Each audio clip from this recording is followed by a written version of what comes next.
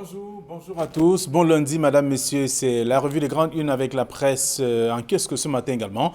Vous aurez l'occasion de lire les tabloïds et autres parfums de l'actualité. La nouvelle expression parle de scandale. Il viole sa fille pendant 5 ans. C'est le grand titre proposé par le journal ce matin. C'est depuis l'âge de 9 ans que son géniteur l'avait contrainte à devenir sa partenaire sexuelle. L'affaire vient d'être donc bruitée. Deuxième malheur, l'infortuné est testé positif au VIH-Sida. Alors, l'éclairage d'un professionnel du droit sur ce qui attend notamment l'auteur de cet acte, c'est à lire en page 3 du journal. Le journal parle également du pouvoir. Gré à gré, le chef Sokoudjou dénonce. Tout cela en page 6 et 7 du journal. Alors, on parle aussi des révisions constitutionnelles. Un cadre du RDPC contre le gré à gré. Le maire Saint-Éloi Abidoung demande donc qu'il plaise au Conseil constitutionnel de déclarer la révision constitutionnelle inacceptable et même irrecevable. C'est à lire en page 10 de ce numéro disponible en kiosque. Le même journal parle également de Bazou avec le sous-préfet sommé donc de se marier. François et Tapa, préfet d'Indé, donne jusqu'à la fin de l'année en cours à Patrick Kani Mtsoe, 35 ans, pour changer justement son statut matrimonial. C'est à découvrir dans le journal ce matin également. C'est dans la nouvelle expression. Le journal Intégration parle bien sûr de bataillon d'intervention rapide, BIR, pour dire que l'unité d'élite milice privée et pompe à Afrique. C'est le journal qui le dit également dans l'article que je vous invite à lire dans le numéro ce matin.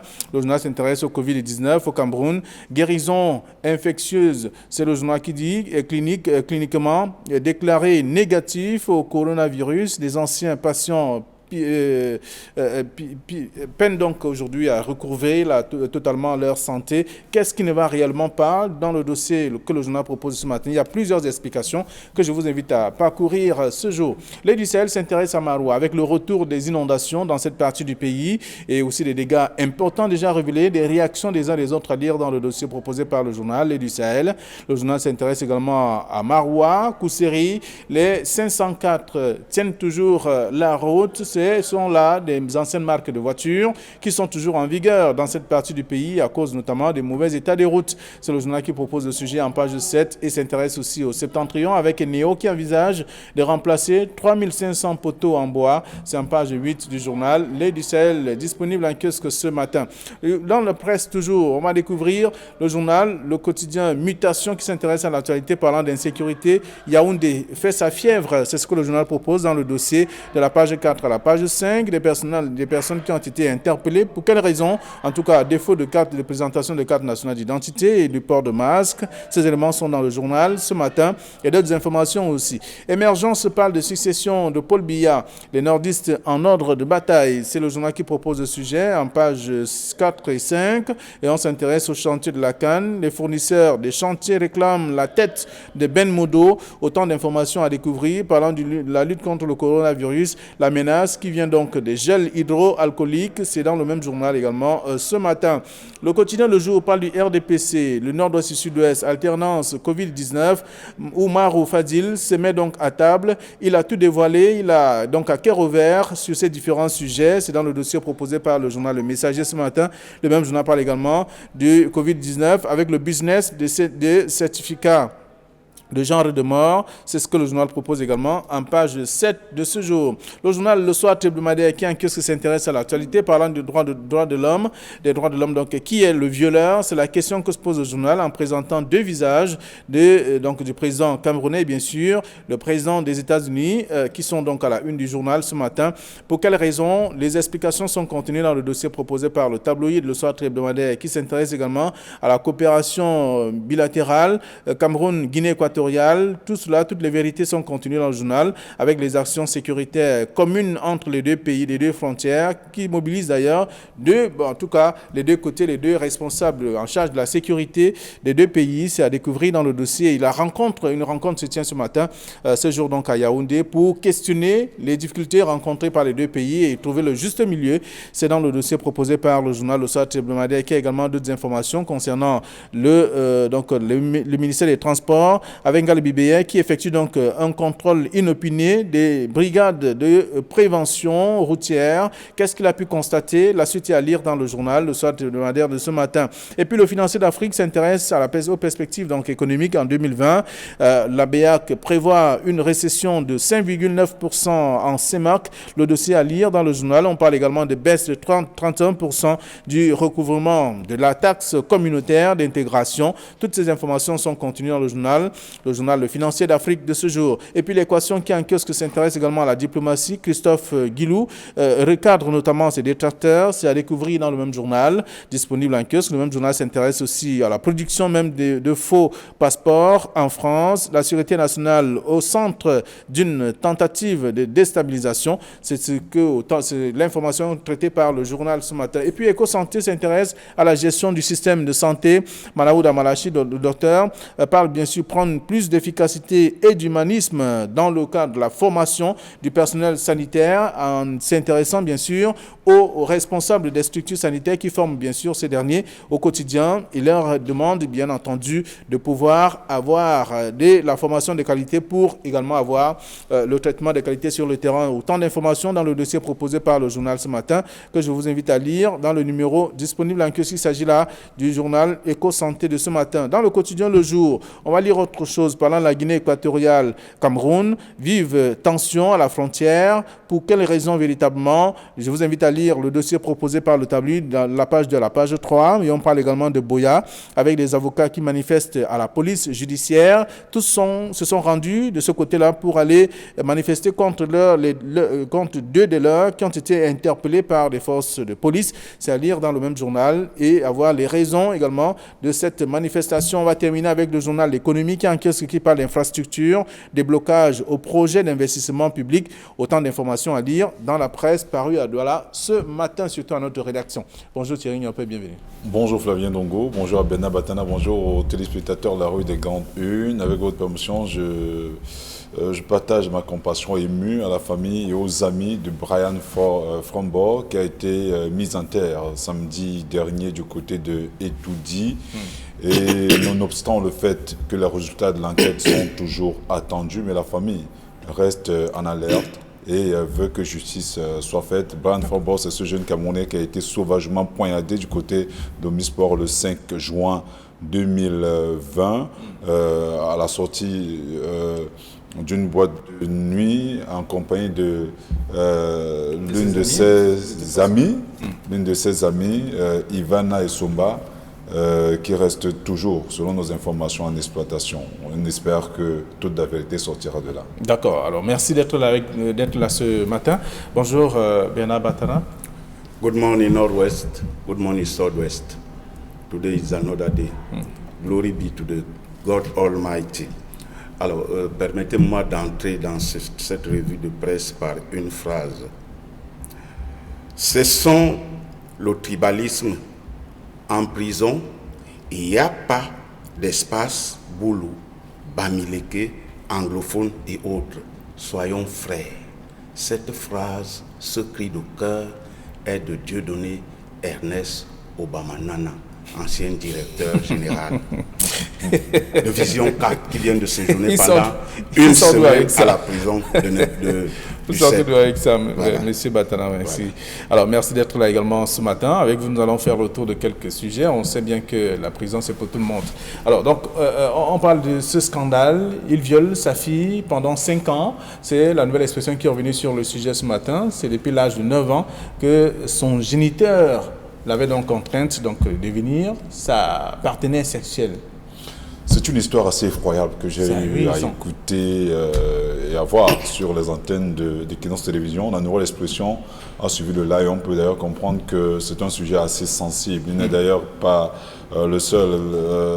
Il y a des crimes comme ça qui sont perpétrés au quotidien, malheureusement dans le silence complice de la famille qui a toujours tendance à protéger le géniteur ou les personnes qui commettent généralement ces atrocités-là. Il faut souligner qu'il s'agit là certainement du géniteur, mais parfois c'est l'ami de la famille, parfois ce sont des frères de la famille, pas nécessairement le géniteur, mais ce sont quand même des crimes qui sont perpétrés au quotidien dans le séance et nuit, sous prétexte qu'on veut protéger parfois la dignité de l'enfant, oubliant que sur le plan psychologique et sociologique, on détruit la vie de cet enfant qui, en matière de socialisation, ne peut plus, n'a plus une vie normale, n'a plus une vie saine, parce que justement, à un âge comme 5 ans, c'est l'âge de l'innocence, ce sont des anges en fait.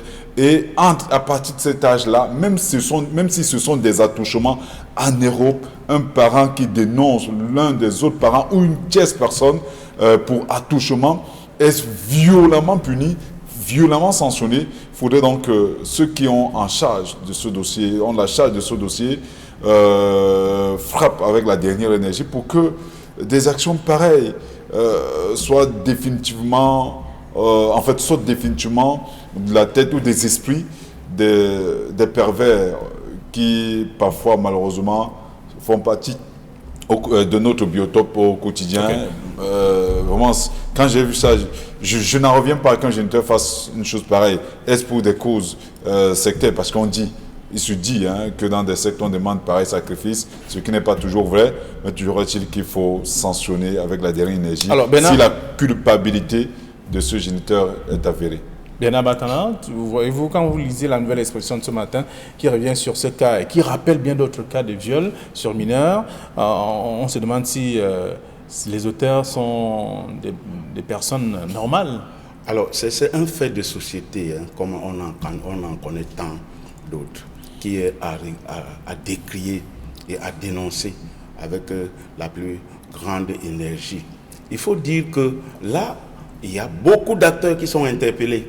Les familles qui généralement camouflent ce genre de viol, parce que c'est un cas d'inceste qui est condamné et par la tradition et par le code pénal. C'est un cas d'inceste dont il faut savoir les tenants et les aboutissants. Parce que là, c'est la face qu'on voit. Qu'est-ce qui s'est passé exactement pendant si longtemps que la fille soit violée de façon régulière par son géniteur?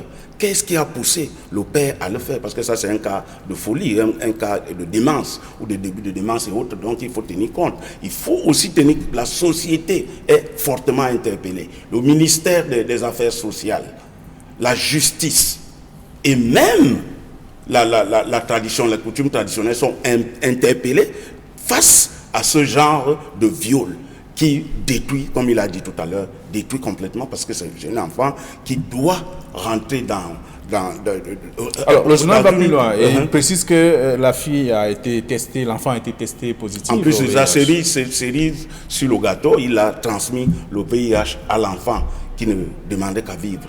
Elle a tout son avenir devant lui. Je crois qu'on doit condamner ce genre d'acte avec la dernière énergie. Que ce monsieur-là soit interpellé et qu'il réponde de ses actes. Et qu'il serve de leçon à tous ceux-là qui font autant que lui. On parle parfois de conditions au quartier là. Ce sont des conditions qu'on lui a données pour être riche et autres là. Mais en tout état de cause, il y a un enfant qui a été détruit. Parce que c'est la vie de cet enfant qui a été détruite. Il faut que les responsabilités soient établies.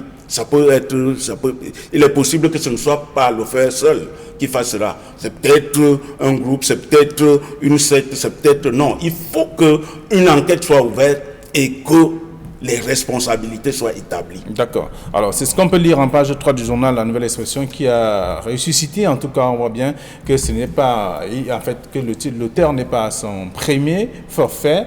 Ce n'est pas seulement avec sa fille, il le fait avec plusieurs autres enfants du quartier où il habite, le voisinage. Et là, on se souvient encore de ces thèmes, mon violeur et mon proche.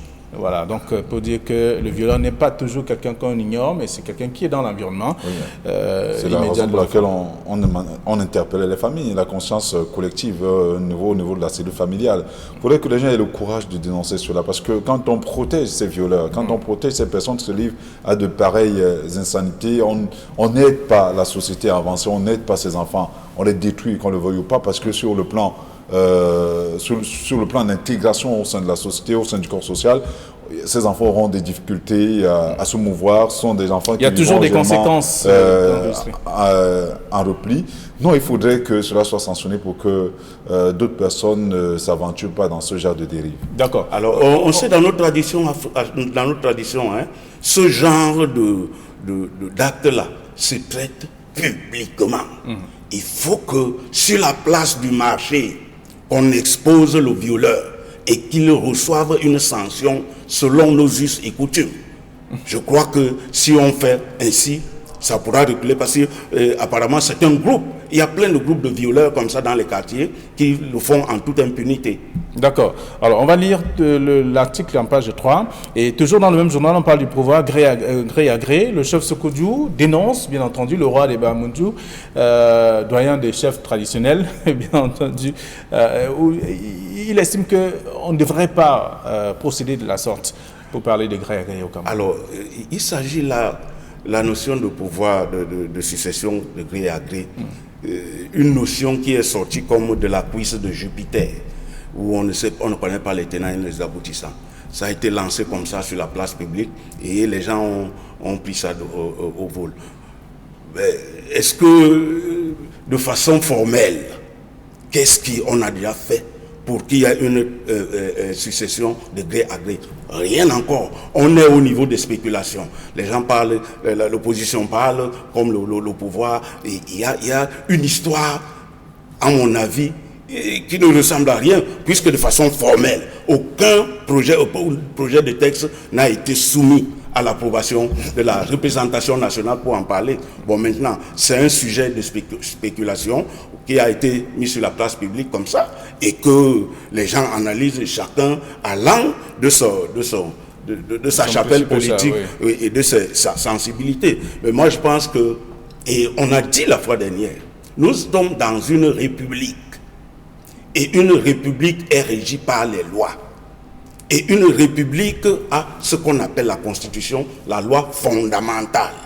Et les lois, c'est au niveau de la représentation du Parlement que les lois sont établies. Jusqu'alors, il n'y a aucune proposition d'une succession de gré à gré pour qu'on en discute. Alors, d'aucuns estiment que ça pourrait à tout moment surgir et être sur la table des députés. Je crois que... Modification de la Constitution, bien sûr. Cela est possible. Mais en même temps, je crois que c'est un procès d'intention. Bernard l'a dit tout à l'heure, jusqu'ici, les députés sont réunis à l'hémicycle de Ngouaïkele et les sénateurs, je crois, pas loin de là, pour discuter justement d'un certain nombre de projets, de lois qui ont été posés. En fait, ils sont tous au palais des congrès. Voilà, donc c'est tant mieux. Ça a été posé sur leur table pour discourir autour d'un certain nombre de... Mais pour l'instant, on n'a pas parlé de modification de la Constitution. On a parlé de la ratification de certaines conventions internationales pour permettre au chef pour donner le pouvoir au chef de l'État.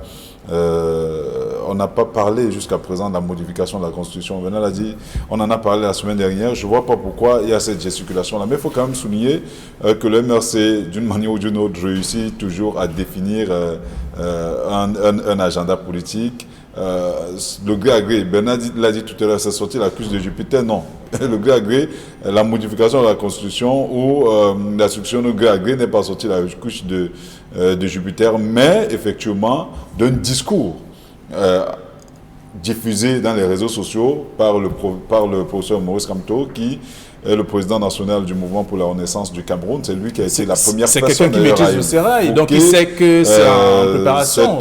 Cette affaire, donc, moi je continue à croire qu'il n'y a jamais de fumée sans feu. Mais toujours est-il, on l'a dit ici la dernière fois, le MRC ne peut pas et ne pourrait pas, que ce soit le chef Sokoudjou, qui est le doyen des chefs traditionnels, lui aussi ne pourra pas. Les autres, que ce soit Saint-Éloi Bidoum, qui est un cadre du RDPC, ne pourra pas, si le président Biya et sa clique gouvernante décident de procéder de la sorte, personne ne pourra, parce que effectivement la loi qui permet au chef de l'État ou au pays de changer un certain nombre de choses se trouve au niveau de la loi fondamentale qu'est la Constitution du Cameroun. Elle a été modifiée en 1996. Et c'est elle, justement, qui permet que le chef de l'État soit reconduit une fois. Maintenant, si pour la réadapter aux réalités du temps, pourquoi pas, on décide de mettre à côté du président de la République un vice-président ou deux vice-présidents, comme on le dit, d'ailleurs les noms circulent, on n'aimerait pas les souligner, les donner ici. Alors, il y a certains qui sont d'accord qu'il y ait même un vice-président, mais quelle est la méthode? À côté de ces noms-là. Mais justement, donc si le RDPC décide d'adopter n'importe quelle méthode, cette méthode passera. Pourquoi? Parce que le RDPC a la majorité, obèse à l'Assemblée nationale, au Sénat. Maintenant, ils interpellent la conscience des députés du RDPC, la conscience des sénateurs du RDPC. Tout le monde sait, vous le savez, Bernard le sait, tout le monde le sait d'ailleurs au Cameroun, que le RDPC fonctionne avec ce qu'ils appellent la discipline du parti. Donc, si le secrétaire général du comité central du RDPC réunit les parlementaires, sénateurs et députés, leur dit, voilà, le président national a décidé d'une modification de la Constitution avec à l'ordre du jour le gré à gré. Personne ne pourra rien faire contre cela. La seule chose. Mais alors, est-ce qu'on devrait donc rester muet? La seule chose que l'on pourrait. Est-ce que l'on devrait rester muet? La seule chose que l'on pourrait, Valo, c'est de pousser le peuple dans la rue. Seul le peuple qui reste souverain, qui a envoyé ces gens. Parce que nous sommes dans le cadre de la démocratie représentative. D'accord. D'envoyer les députés et les sénateurs au Parlement. À côté du chef Sokojou, dans la nouvelle expression, il y a également un cadre du RDPC, Saint-Éloi Bidon, on l'a cité. Il y a en même temps, dans le messager de ce matin, Omar Ofadil, qui se met également à table, qui se prononce sur cette question d'alternance. Oui, les opinions, on ne peut pas interdire aux gens de parler sur un sujet qui est mis sur la place publique. Mais il faut aller, lorsqu'on scrute la constitution du Cameroun, elle confère au président de la République tous les pouvoirs possibles et imaginables. Il est l'alpha et l'oméga. Nous sommes là dans un cas de présidentialisme à outrance. C'est-à-dire que le président de la République est un demi-dieu de par la Constitution. Souvenez-vous, cette Constitution, c'est celle de 1958. Chaque fois, on parle de modification de la Constitution. On réaménage de temps en temps la Constitution. Le statut de l'actuelle Constitution confère au président de la République tous les pouvoirs. Donc cela veut dire quoi? Cela veut dire que si le président décide aujourd'hui, en envoyant un projet de loi sur une amélioration de la Constitution, ou un réaménagement de la Constitution, ça va passer. Alors, est-ce qu'on devrait donc rester muet? Oui, mais on ne devrait pas rester muet. Nous sommes en République. Nous sommes dans un régime où tout le monde peut parler, tout le monde a le droit à la parole, il y a la liberté d'expression. Mais finalement, ce n'est pas dans la rue qu'on fait les lois. Ce n'est pas dans la rue, ce n'est pas sur le plateau de télévision qu'on fait les lois de ce pays. C'est bien à l'Assemblée nationale, par des propositions de loi et des projets de loi. C'est là-bas. Ce n'est pas dans la rue, ce n'est pas sur un plateau de télévision. Ok. Alors, nous sommes dans une république où on est passé au vote. On a élu des représentants. Parce qu'on appelle l'Assemblée la représentation nationale. C'est-à-dire toutes les couches de la société sont représentées là-bas. Okay. Ce qu'il fallait faire, pour mieux être entendu, c'est d'aller aux élections. D'accord. Alors, on va laisser le son au lecteur d'aller lire ce que la nouvelle expression a proposé comme traitement, parlant du chef Sokojou, qui dénonce au sujet du pouvoir de gré à gré. Et on parle de cette révision de constitution avec un cadre du RDPC, le messager également qui est revenu ce matin, sur plusieurs sujets quand même. Mais même si on met un point également, sur un point de note sur l'alternance, c'est Omar Ofadil qui se met donc à table finalement, à cœur ouvert, dans le même journal, le messager. Alors, autre sujet qui fait jaser aussi, on constate qu'il y a des inondations qui sont revenues dans la partie septentrionale, la Maroua précisément. Ce sont des personnes, des populations qui ont les pieds dans l'eau. Oui, c'est des faits de société, c'est des catastrophes qu'on trouve régulièrement. Mais moi, je pense que au lieu... Parce que généralement, quand il y a une inondation comme ça, on envoie de l'aide aux populations et autres. Là. Mais je pense que, et comme pensent les Chinois, au lieu de donner du poisson aux gens, il faut les apprendre à pêcher, leur apprendre à pêcher. Cela veut dire quoi? Cela veut dire que les villes de Septentrion soit viabilisé pour éviter les inondations. Bientôt après cette inondation, vous allez entendre qu'on a envoyé une aide aux populations sinistrées du Septentrion par les inondations. Moi, je pense que c'est quelque chose qui revient toutes les saisons et qui revient, on n'anticipe sur rien. On est toujours surpris par les inondations. On pense que depuis des dizaines d'années, à chaque... Il y a eu la construction des digues dans cette partie du pays, mais les digues qui ont lâché de temps en temps. C'était un travail qui avait été fait par... Il faut que les digues ne lâchent pas. Nous avons des scientifiques, des gens qui doivent construire des digues conséquentes. On ne doit pas seulement dire qu'on a construit les digues et après ça lâche. Non, il faut que ce soit fait pour ne pas... Parce que c'est conçu pour ne pas lâcher. Quand ça lâche, c'est qu'il y a problème. Oui, ça avait été construit en tout cas pour permettre aux populations de pouvoir s'installer convenablement. Mais là, ça n'a pas été le cas. Et quelques années après, on voit bien que les inondations reviennent et des populations qui s'étaient déplacées, qui sont parties de leur lieu d'habitation pour aller se chercher ailleurs. C'est resté un véritable phénomène pour ces habitants du Septentrion. Marois, oui, notamment Marois 1er et Marois 2e. Je crois d'ailleurs que le préfet de la localité, accompagné du maire de la ville, ont fait le tour de ces différentes localités-là pour évaluer l'ampleur des dégâts. Je crois que notre collaborateur Amidou Kaou nous a suffisamment envoyé des images qui parlent, qui nous disent exactement la réalité de ce côté. En fait, cela est dû aux inondations qui sont déroulées le 25 juin dernier, donc il y a près de 4 jours. Mais on vous l'a dit, on vous l'avait souligné tout à l'heure, rappelez-vous de la digue de Maga qui avait cédé sous la pression des eaux. Le chef d'État avait recommandé,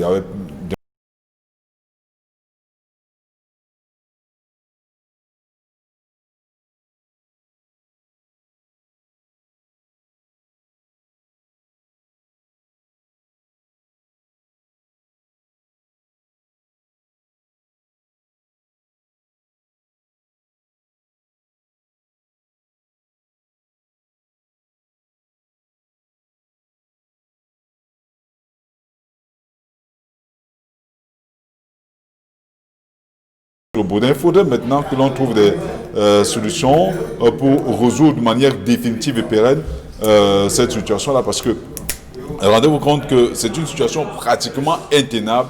Il est difficile pour les populations de vivre dans ces conditions. Mais je vous l'ai dit tout à l'heure, le problème de la gestion de ce pays ne réside pas au niveau de la longévité au pouvoir. Le problème réside justement au niveau de la gouvernance de ce pays. Parce qu'effectivement, si ceux qui avaient la charge de ces dossiers-là, par exemple, ce genre de dossier, c'est que le problème ne se poserait pas. S'ils faisaient correctement leur travail, le problème ne se poserait pas. Ailleurs, il y a des gens qui sont au pouvoir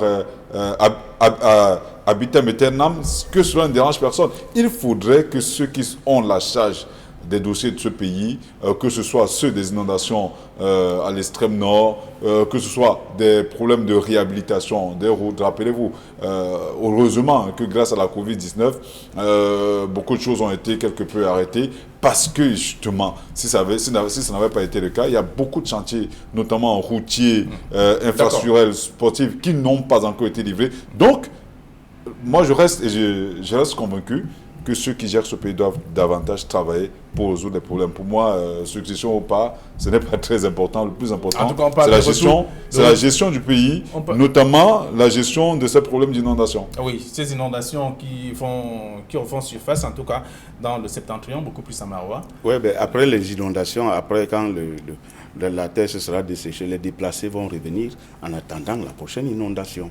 Parce qu'on n'aura pas anticipé sur une prochaine inondation, on n'aura pas construit, on n'aura pas viabilisé la ville pour qu'il n'y ait pas d'inondation. C'est de cela qu'il est question. C'est comme dit Thierry, c'est la gouvernance au quotidien. Et c'est là-bas qu'on sent. On sent l'efficacité de nos gouvernants. C'est sur des petites choses comme ça, de savoir qu'on a enrayé les inondations dans le Grand Nord avec la construction des digues et autres. C'est de cela qu'il est question. Voilà. Alors, donc, ce qu'on peut lire également dans l'œil du Sahel, Mutation parle d'insécurité, Yaoundé fait sa fièvre. C'est ce que le journal propose comme titre. Ah oui, ça c'est une figure de style, comme c'est bien le faire le journal Mutation. Mais moi je pense que c'est une situation qui a donné lieu à beaucoup d'interprétations.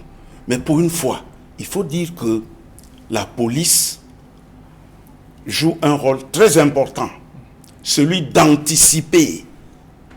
Et comme nous disions tout à l'heure sur les inondations, on ne doit pas être toujours surpris. Il y a eu une explosion et la police se déploie parce que c'est un signal qui a été donné. On ne sait pas d'où vient le signal. Bon, il faut que la police se déploie pour sécuriser les citoyens. Mais j'ai entendu des gens dire ici que non, mais la police, non. Je pense que cette police préventive, parce que c'est cela qu'il est question, c'est des actions préventives pour éviter d'éventuels autres attentats ou autres. Parce qu'il vous souvient qu'il y a eu un attentat à la bombe dernièrement à Yaoundé. Donc moi je pense que ce déploiement de la police est à saluer.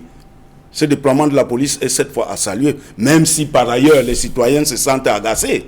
Mais si on vous agace pour la bonne cause, voilà. Si on vous agace pour la bonne cause, tant mieux. Thierry Nyompé, le journal nous rappelle quand même ce matin, et même la nouvelle expression qui est revenue sur ce cas, pour dire qu'il y a même des personnalités qui ont été interpellées. Et des journalistes qui pensaient que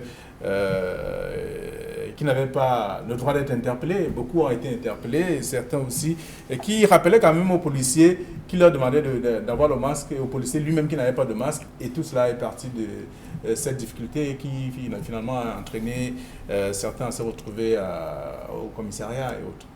Oui, Flavien, il se trouve, je suis d'accord, je suis entièrement d'accord pour ce déploiement de la police sur le terrain. J'ai fait quand même 3 jours. Entre jeudi et samedi, du côté de Yaoundé, il y a un fort déploiement policier dans les rues de Yaoundé. Il se trouve malheureusement, Bernard l'a dit, cela est à saluer, mais il se trouve malheureusement qu'il y a certains d'entre eux qui prêchent par le zèle, la tenue qu'ils portent, pas par l'individu, parce qu'en principe, ce sont généralement des individus sans véritable contenance. Mais à cause du fait qu'ils portent des tenues, se permettent de dire n'importe quoi, ne fait n'importe quoi. J'ai été témoin d'une scène assez rocambolesque quand même. Un homme en tenue, sous le prétexte qu'il porte une tenue, décide au cours des obsèques justement du jeune Brian Fombo d'interdire le passage aux gens qui sont censés en réalité encadrer, accompagner ce jeune à sa dernière demeure, sous prétexte que lui a la tenue, c'est-à-dire il décide que toi tu ne passes pas, tu ne passeras pas. En réalité, il y a des cas pluriel. Mais pour moi, ce ne sont que quelques brebis galeuses parce qu'il y en a dans tous les corps. Il se trouve malheureusement qu'il y a des dispositifs qui ont été pris, mais qui ne servent pas nécessairement à grand chose. Rappelez-vous que pour généralement sortir pour aller à Yaoundé, il y a à un certain niveau un contrôle où on demande à tous les passagers de descendre des bus munis de leur carte nationale d'identité, sous prétexte que le bus va être fouillé. En réalité, rien n'est fait. Rien n'est fait. La seule chose qui est faite, c'est de faire descendre des gens dans des bus munis de leur carte d'identité pour aller, en fait, pour traverser une prétendue barrière de police. Appelez ça comme vous voulez, une prétendue barrière de police qui, en réalité, ne sert pas à grand-chose. Parce que le bus n'est pas fouillé. S'il y a des engins explosifs dans le bus, dans des sacs et tout, dans les soutes, rien n'est fait, rien n'est fouillé. Il n'y a aucun dispositif technique pour détecter les métaux explosifs. Rien, mais je dis rien. La seule chose qui est faite, c'est de faire descendre les gens dans les bus, et ceux qui n'ont pas, généralement leur CNI, sont parfois rackettés, disons les mots tels qu'elle racketée contre 500 voire 1000 francs. Ce sont des choses quand même qu'on devrait dénoncer avec la dernière énergie. C'est pitoyable. Il faut contrôler, mais pas se livrer à ce moi, je pense que il faut donner du crédit à notre police. Oui. Quand la nécessité s'impose de fouiller, ils le font. Ils fouillent. Quand il y a une nécessité, parce que vous ne savez pas quelle est leur stratégie. Le jour où ils trouvent la nécessité de fouiller, vous allez voir, ils vont vous stopper et ils vont demander, ouvrez la malle arrière, ouvrez vos sacs et autres. Après, les gens vont se plaindre. Après, les gens vont se plaindre. Quand on le fouille, on dit, pourquoi on n'a pas fouillé? Ok, allez, merci. la presse est disponible en caisse, vous aurez l'occasion de lire le traitement de tous ces sujets. Merci d'avoir encore été nombreux à regarder cette autre édition. Merci à vous, chers messieurs. Bon retour à vos différentes rédactions. Demain, ce sera la deuxième de la semaine. Il sera 9h20 sur Equinox. Bonne journée.